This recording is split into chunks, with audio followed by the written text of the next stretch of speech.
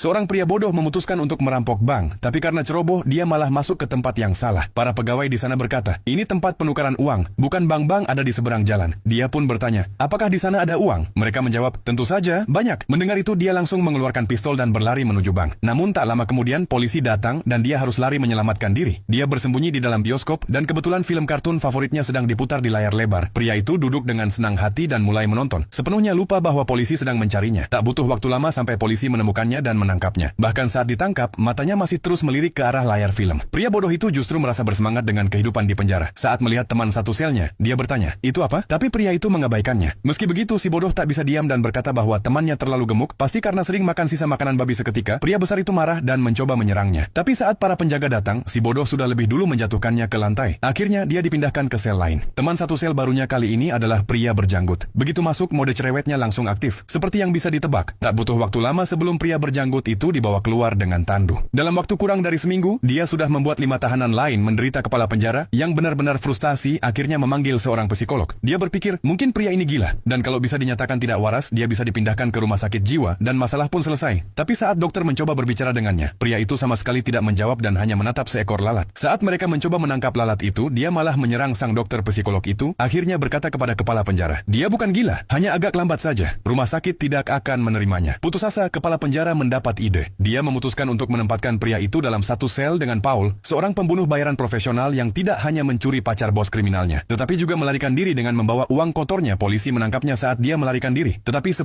juta dolar yang dia sembunyikan tak pernah ditemukan. Berbagai cara sudah dicoba, tapi kepala penjara tidak bisa membuat Paul bicara. Maka dia berpikir, mungkin si cerewet ini bisa membuat Paul membuka rahasia. Pria bodoh itu sangat senang punya teman baru, dan langsung berbagi rencana kabur. Langkah pertama,